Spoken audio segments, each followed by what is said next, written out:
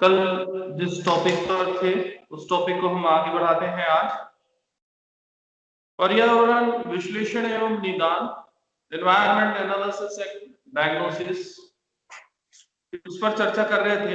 जैसे कि पर्यावरण जो है, पर्यावरण का शाब्दिक अर्थ जो है निकटवर्ती दशाओं में से है ना। इसके अनुसार से हम ये देखते हैं कि पर्यावरण से जो आशय है ये उन घेरे या आसपास जो क्षेत्र है उसमें समस्त जो परिस्थितियां हैं और जो प्रभावी शक्तियां हैं ये जीवित प्राणियों एवं पौधों के समूह के विकास को प्रभावित करता है।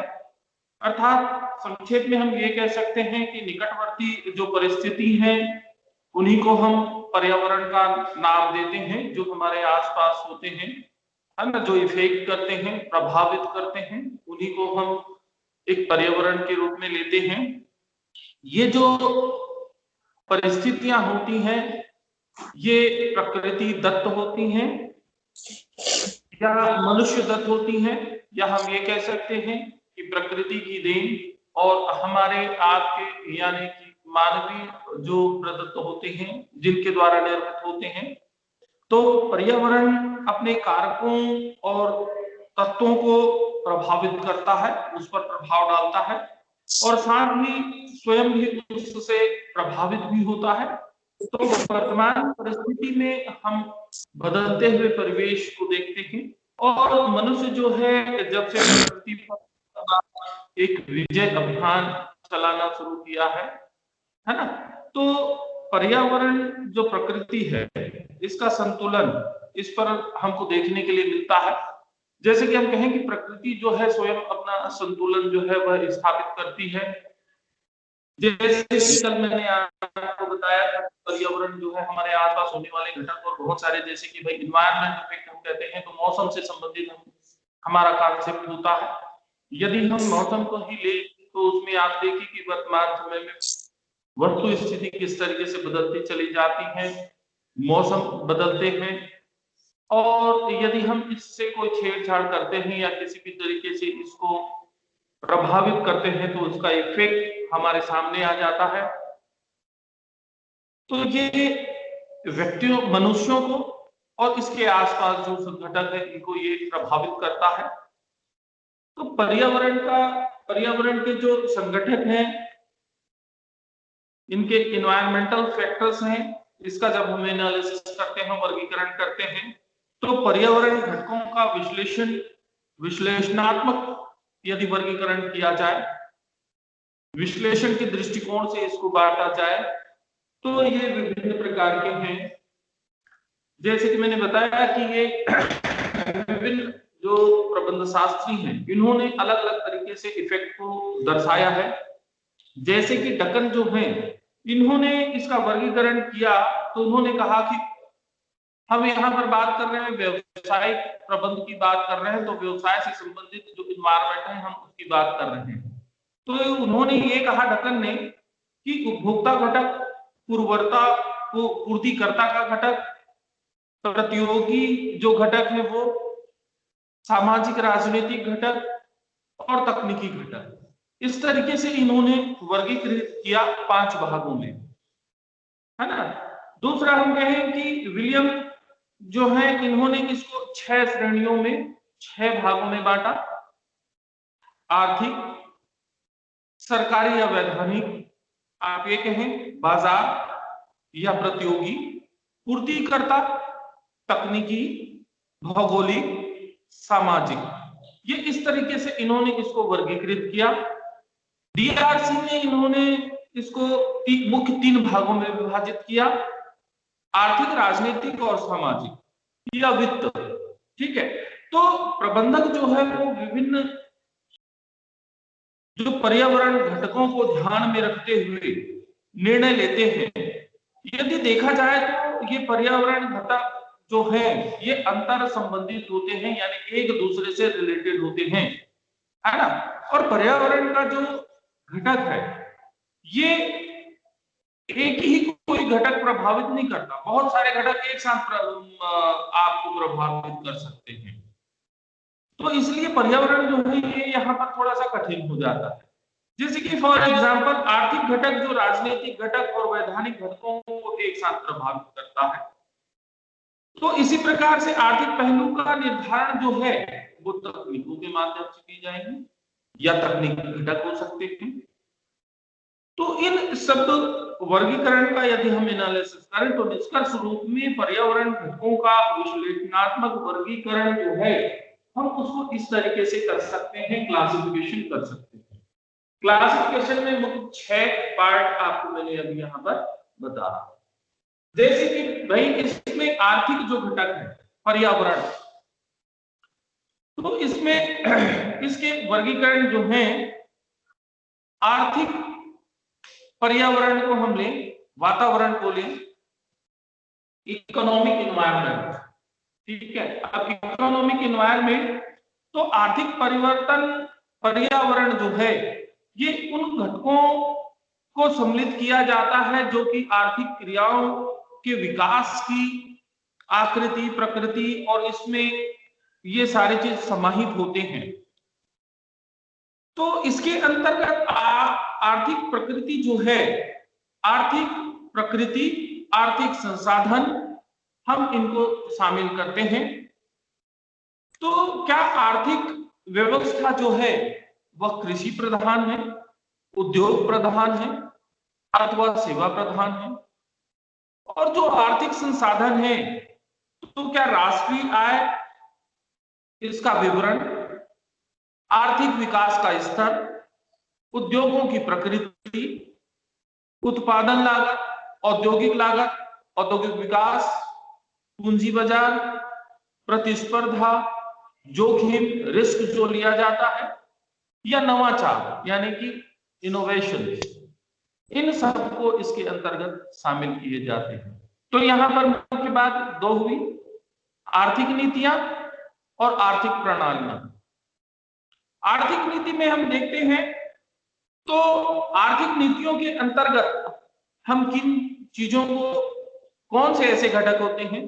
तो ये आर्थिक नीतियों के अंतर्गत राजकोषीय नीति, मौद्रिक नीति, औद्योगिक नीति, विदेशी व्यापार नीति, कर नीति और भी अन्य सरकारी जो नीतियां हैं इनको सम्मिलित किया जाता है, इन नीतियों को शामिल किया जाता है। तो प्रत्येक व्यावसायिक फर्म इन नीतियों द्वारा निर्धारित आर्थिक ढांचे के अंतर्गत अपना कार्य करती हैं। विभिन्न सरकार जैसे कि केंद्र सरकार, राज्य सरकार या आपके लोकल अथॉरिटीज जो आपके क्षेत्रीय नीतियां हैं ये प्रभावित करती हैं।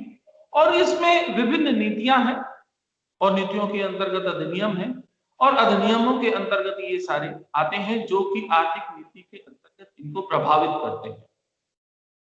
दूसरी बात आती है, ये तो आर्थिक नीतियों की बात हुई, नीति मतलब सिद्धांत, अधिनियम इसके अंतर्गत हुए। दूसरी बात आती है प्रणाली, सिस्टम। तो इकोनॉमिक सिस्टम में हम देखें तो प्रायः हम इसे 3 भागों में विभाजित करते हैं। हम अभी किसमें चल रहे हैं? आर्थिक पर्यावरण, इकोनॉमिक एनवायरनमेंट।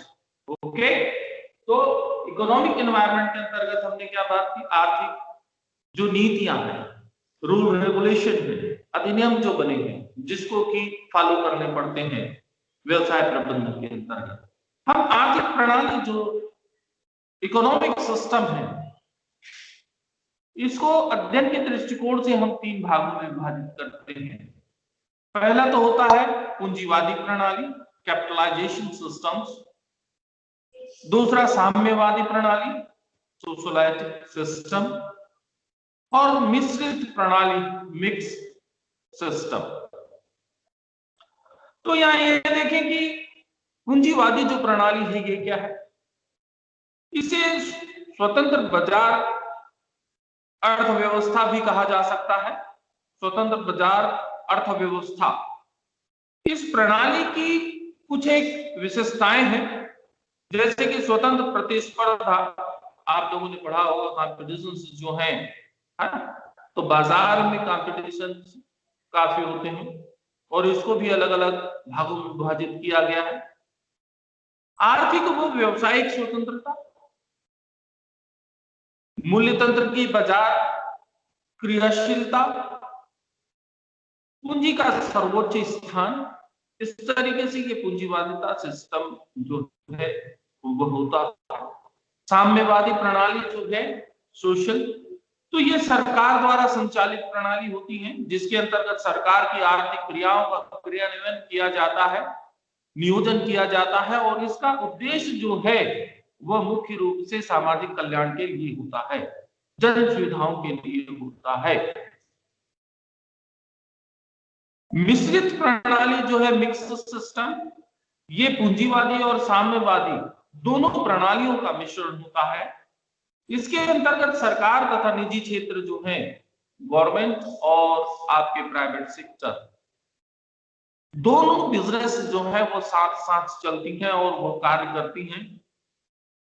सरकार जो होता है वो पब्लिक सेक्टर के लिए संचालन करता है, किंतु जो निजी क्षेत्र होते हैं प्राइवेट सेक्टर, ठीक है, वह प्राइवेट तौर पर करते हैं, लेकिन प्राइवेट सेक्टर पर भी सरकार का नियंत्रण होता है, क्योंकि नीतियों को मानना होगा, अधिनियमों को मानना होगा। सरकार के द्वारा जो नीतियां निर्धारण की गई है उनके अनुसार से उनको चलना, तो इसमें सरकार का उसमें नियंत्रण उल्टा होता।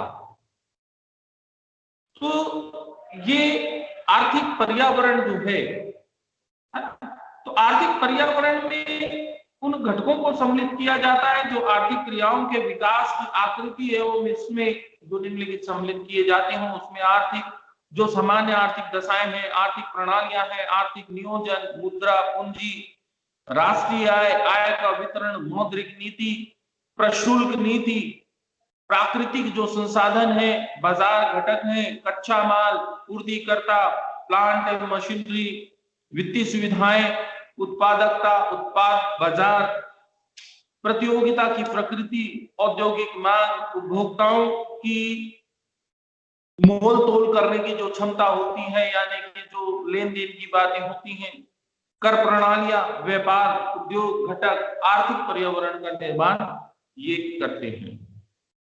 दूसरा आते हैं राजनैतिक पर्यावरण, ठीक है, यानी कि पॉलिटिकल एनवायरनमेंट। अब पॉलिटिकल एनवायरनमेंट पर जब हम आते हैं तो पॉलिटिकल एनवायरनमेंट क्या है, ये नाम से ही स्पष्ट हो जाता है, राजनीतिक एनवायरनमेंट, जो कि आपके जो राजनीति है, जैसे कि आज के युग में कोई भी व्यवसाय जो है राजनीतिक वातावरण के प्रभाव से नहीं बच सकता है, उसमें उसका इफेक्ट जरूर दिखता है। तो व्यवसाय को सरकार के दृष्टिकोण के अनुसार से अपनी क्रियाओं को करना पड़ता है। राजनीतिक निर्णय व्यवसाय की दिशा को बदल देता है, या राजनीतिक परिवर्तनों के कारण व्यवसाय की संरचना में परिवर्तन आ सकता है। जैसे कि वर्तमान परिप्रेक्ष्य में हम देखते हैं कि सरकारें बदलती हैं तो पॉलिसियां बदल जाती हैं, पॉलिसियां बदलती हैं तो वह बिजनेस को भी इफेक्ट करता है। राजनीतिक वातावरण में सरकार का स्वरूप, अर्थात सरकार की जो प्रजातंत्र है या प्रजातंत्रवादी और साम्यवादी अधिनायकवादी होता है। सत्तारूढ़ दल की नीतियों का कार्यक्रम, सत्तारूढ़ अर्थात जो कि वर्तमान समय में आप देख रहे हैं जैसे सरकारें आती हैं और उसके अनुसार से जो सत्ताधारी जो रूलिंग पार्टी होती है उनकी नीतियों के आधार पर चलती है, उनके अनुसार से कार्यक्रम तय होते हैं।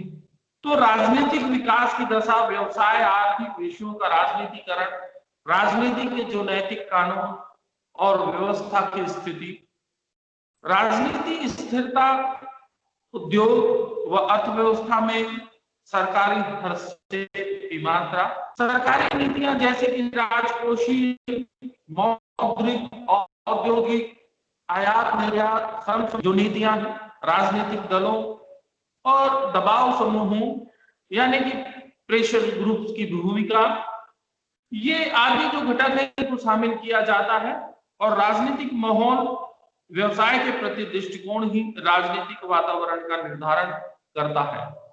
अर्थात व्यवसाय के प्रबंध को वही करना होता है जो देश की सरकार की नीतियों के अनुरूप हो। तो यहाँ हम देखते हैं कि राजनीतिक जो पर्यावरण है, इसमें इसके अंतर्गत कौन कौन से ऐसे घटक हैं जो शामिल हो जाते हैं। तो इनके अंतर्गत जिन घटकों को शामिल किया जाता है, तो उसमें सरकार की मौद्रिक और राजकोषीय नीतियां, औद्योगिक आपके पूंजी निर्गमन अधिनियम, एकाधिकार प्रतिबंधात्मक व्यापार व्यवहार अधिनियम, विदेशी व्यापार के संबंध में, वित्तीय या उद्योग विकास नियंत्रण के संबंध में। तो इस तरीके से ये आपके राजनीतिक वातावरण यानी कि पॉलिटिकल एनवायरनमेंट के अंतर्गत इफेक्ट होती है। नेक्स्ट हम आगे बढ़ते हैं वैधानिक पर्यावरण, लीगल एनवायरनमेंट। तो नाम से ही स्पष्ट हो जाता है लीगल एनवायरनमेंट। वैधानिक वातावरण यानी कि व्यवसाय तथा कानून में एक परस्पर संबंध होता है, घनिष्ठ संबंध होता है ना। प्रबंधकों को हमेशा कानून के दायरे में, हम जैसे बोलते हैं ना भारतीय संविधान के अंतर्गत, तो संविधान के अंतर्गत जो हमको अधिकार दिए गए हैं, जो राइट्स दिए गए हैं, जो उत्तरदायित्व है, हमारे दायित्व है, हमारे कर्तव्य है, उसका निर्वहन करना होता है। तो प्रबंधकों को हमेशा कानून के दायरे में काम करना होता है, उसके अनुसार से काम करना पड़ता है। और प्रत्येक उपक्रमों कानूनों के जो विशाल का कहें कि बहुत सारे रूल रेगुलेशन है, इनके जाल में वह घिरा होता है, उसके चारों तरफ होता है। तो वैधानिक वातावरण यानी कि जो लीगल फैक्ट्स हैं, है ना, जहां एक और अनेक प्रकार की वो सुविधाएं प्रदान करता है, वहीं दूसरी ओर अनेक प्रकार की प्रतिबंधित होती हैं, बाधाएं होती हैं, ये उत्पन्न करता है। जैसे कि हम देखते हैं कि भाई नियमानुसार कार्य होने चाहिए, तो नियमानुसार जो लीगल वे होगा उसी के अनुसार से उसको कार्य करना होगा, अदरवाइज वो अनलीगल हो जाएगा। वैधानिक वातावरण के अंतर्गत जो कानूनी नीतियां हैं, जो विभिन्न वैधानिक नियंत्रण है, अब इसमें हम देखते हैं जैसे कि श्रम संबंधी कानून, उपभोक्ताओं की सुरक्षा, कंज्यूमर फोरम, इसके कानून है, आरटीआई है, व्यवसायिक कानून है, औद्योगिक अधिनियम है, सामाजिक कानून है, इनको फॉलो करना होता है। और इसके अंतर्गत इनके रूल रेगुलेशन के अंतर्गत व्यवसाय का संचालन करना होता है। प्रबंधक को इसके दायरे में रहना होता है। जैसे कि मान लीजिए कंपनी अधिनियम,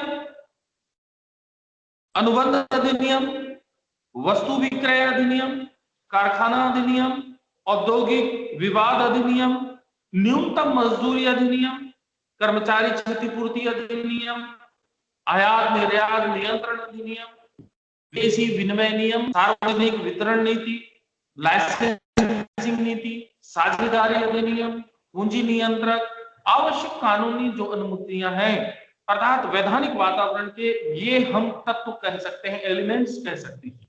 तो प्रबंधक जो है, प्रबंध में व्यवसाय को इफेक्ट करने वाली जो इन्वायरमेंट है, वो है जब हम एनालिसिस करते हैं तो इसको देखते हैं। और प्रबंधक को इसके इर्द गिर्द रहना पड़ता है, ये इसके चारों ओर व्याप्त होते हैं। तो इन सबकी आवश्यकता अनुसार प्रबंधकों को जानकारी जो है वो होनी जरूरी होती है। इसलिए आप देखते होंगे कि उद्योगों में एक लीगल एडवाइजर जो है उसकी नियुक्ति की जाती है, ताकि वह उसके दायरे में कार्यों का निष्पादन कर सके, क्रियान्वयन कर सके। तो सरकार के विधायी जो हैं और जो प्रशासकीय या जो जुडिशियल है ना, ज्यूरी जो है, व्यवसाय और उसके प्रबंध को प्रभावित किए बिना नहीं रहते हैं। जो है यानी कि आप यानी किसी कार्यवाही का वह निर्धारण करती है और सरकार की विधायी द्वारा ही बताई गई कार्यवाही को लागू करती है। न्यायपालिका, विधायी या प्रशासकीय, एक्सिक्यूटिव, दोनों के कार्यों को वह देखती है और इनके द्वारा ही वह कार्य को जनहित और वैधानिक सीमा के अंतर्गत उसको किया जाता है।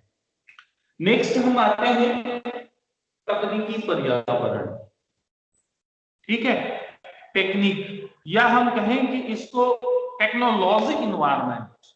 है ना, प्रौद्योगिकी या तकनीकी वातावरण या पर्यावरण, टेक्नोलॉजी इन्वायरमेंट।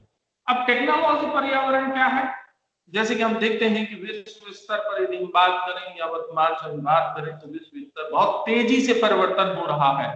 सदी जो है वो बदलता चला जा रहा है, डे टू डे उसमें चेंजेस होते जा रहे हैं। तो प्रौद्योगिकी एक व्यापक अर्थ रखने वाला शब्द है, काफी व्यापक है। इसमें जो विभिन्न कार्यों को करने की विभिन्न विधियों के संबंध में ज्ञान का बोध होता है।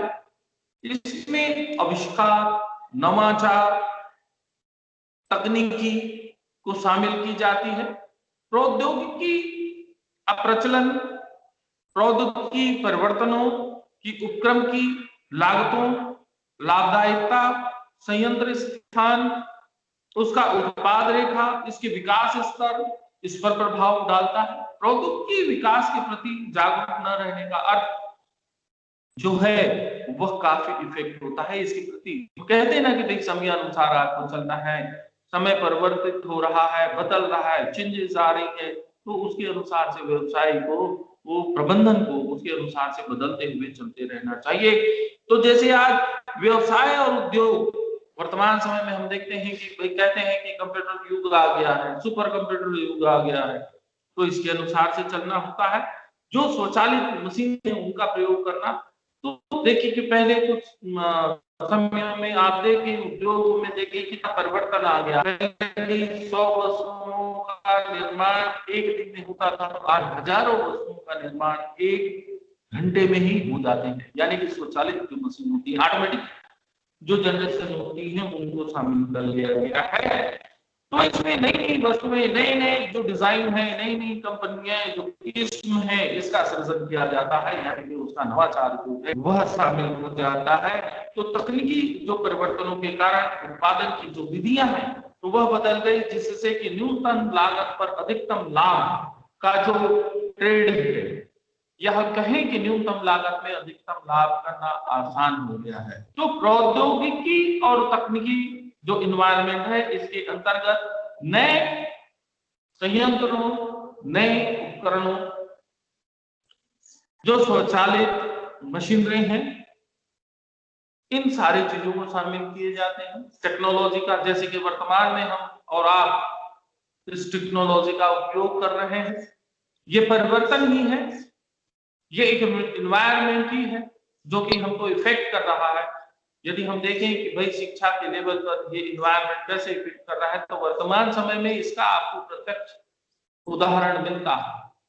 जब हम क्लासरूम में आप और हम आमने सामने होकर बैठ के पढ़ा करते थे, और अभी हम जो है एक टेक्नोलॉजी के माध्यम से आप और हम कनेक्ट हो गए हैं। आप मुझे लाइव देख सकते हैं, सुन सकते हैं, ये टेक्नोलॉजी है, ये इन्वायरमेंट ही है जो इफेक्ट कर रहा है। ये टेक्नोलॉजी इन्वायरमेंट के अंतर्गत है। जैसे बड़ी बड़ी कंपनियां आज मीटिंग जो कर रही है वो इन्हीं के माध्यमों से कर रही है, इसी के माध्यमों से डिसीजन लेके वह अपने व्यवसाय का संचालन भी कर रहे हैं।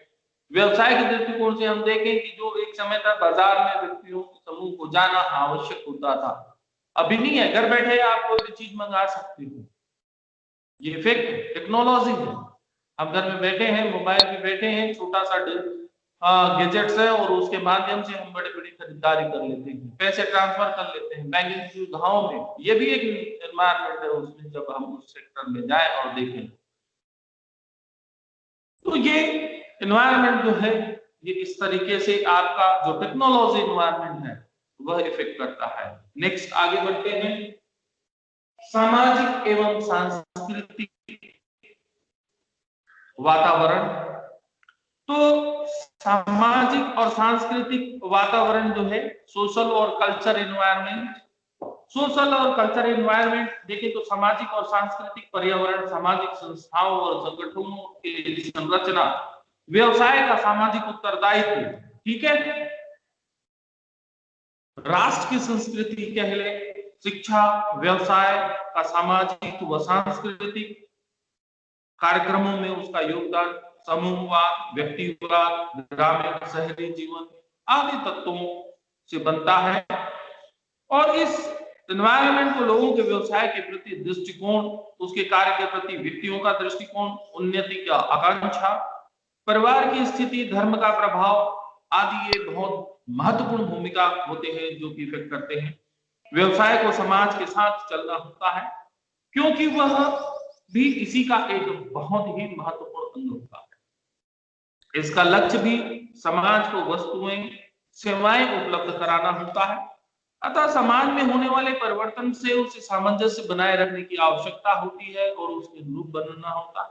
व्यवसाय की क्रियाएं कुछ सीमा तक समाज को प्रभावित करती हैं और एक स्थिति में भी ये होता है। तो समाज और संस्कृति का आधार, समाज तथा संस्कृति प्रबंध का आधार है। समाज वह संस्कृति जो है वह प्रबंध का आधार है। तो प्रबंधक को सामाजिक ज्ञान होना अत्यंत आवश्यक है। सामाजिक वातावरण के जो अंतर्गत हम सामाजिक मूल्यों को, सामाजिक परंपराएं, सामाजिक संस्थाएं, सामाजिक मान्यताएं, शिक्षा, सामाजिक विश्वास, इन सबको शामिल करना होता है। ये सब आते हैं इसके अंतर्गत। तो सांस्कृतिक वातावरण से अभिप्राय देश की संस्कृति, परंपराएं, धारणाएं, रीतियां, नीतियां, इन सब शामिल होते हैं। तो सामाजिक वातावरण के जो विभिन्न तत्व हैं व्यवसाय को भिन्न भिन्न प्रकार से प्रभावित करती हैं। सामाजिक तंत्र में हम जैसे देखते हैं कि जाति प्रथा, संयुक्त परिवार प्रथा, बाल विवाह आदि जो होते हैं ये शामिल होते हैं। व्यवसाय के क्रियाकलापों को प्रभावित करते हैं। सामाजिक मूल्य, विचारधारा, प्रबंधन के जो पेशेवरकरण है इसके लिए जिम्मेवार होते हैं। सामाजिक शिक्षा जिसमें कि व्यावसायिक शिक्षा की आवश्यकता जो हम वर्तमान में देख रहे हैं, कर रहे हैं। शिक्षण एवं प्रशिक्षण और प्रबंधकीय विकास कार्यक्रम शामिल किए जा सकते हैं। व्यावसायिक नैतिकता व्यावसायिक संस्कृति को प्रभावित करती है। तो प्रभावशाली प्रबंध के लिए सांस्कृतिक पर्यावरण पर विचार किया जाना अति आवश्यक है।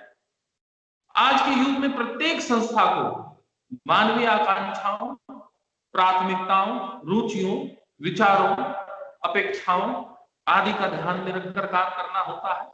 इसलिए उसे मानवीय समाज, उसकी संस्कृति, उसके मूल्यों आदियों का सम्मान करना अनिवार्य हो जाता है।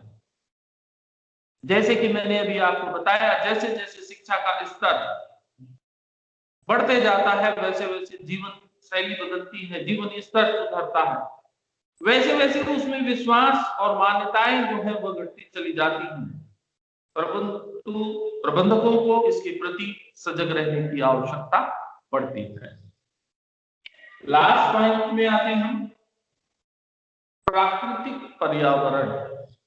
ठीक है, प्राकृतिक पर्यावरण जो है ये प्राकृतिक पर्यावरण क्या चीज है भाई? प्राकृतिक वातावरण क्या है?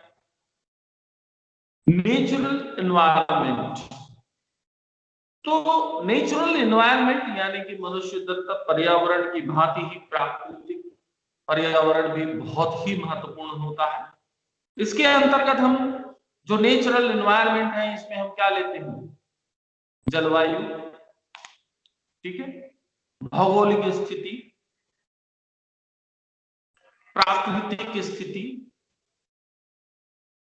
आपका फॉरेस्ट हो, वाटर हो या राष्ट्र संपदा, राष्ट्र का विस्तार हो, इनको शामिल किया जाता है। अनेक क्षेत्र किसी प्राकृतिक संपदा के धनी हो सकते हैं, जैसे कि खनिज संपदा। ऐसी स्थिति में उस संपदा से संबंधित व्यवसाय वहां तेजी से होते हैं, विकसित होने लगते हैं। तो व्यवसायिक इकाइयों की स्थापना और उनके स्थानीकरण से संबंधित जो प्रवृत्ति है प्राकृतिक वातावरण पर अपना गहरा प्रभाव डालता है। राष्ट्रों के मध्यों में भौगोलिक स्थितियों पे, जैसे कि आप अभी देख रहे थे चीन और भारत के बॉर्डर वाली स्थिति, तो भौगोलिक कारणों से भी प्रभावित होते हैं, यानी कि जलवायु परिवर्तन, देश की प्रकृति तो प्राय प्रकृति का वातावरण का ही परिणाम होता है। इस प्रकार से आर्थिक अर्थव्यवस्था के प्रत्येक अंग पर प्राकृतिक पर्यावरण का प्रभाव देखा जा सकता है। किसी पर यह प्रभाव कम होता है और किसी पर अधिक होता है। तो प्राकृतिक वातावरण में व्यवसाय का हस्तक्षेप प्रायः नगण्य होता है, यानी न के बराबर होता है ना। तो ये आपका क्लासिफिकेशन वर्गीकरण है। आज के लिए इतना ही। नेक्स्ट क्लास में हम इसके कैरेक्टरिस्टिक्स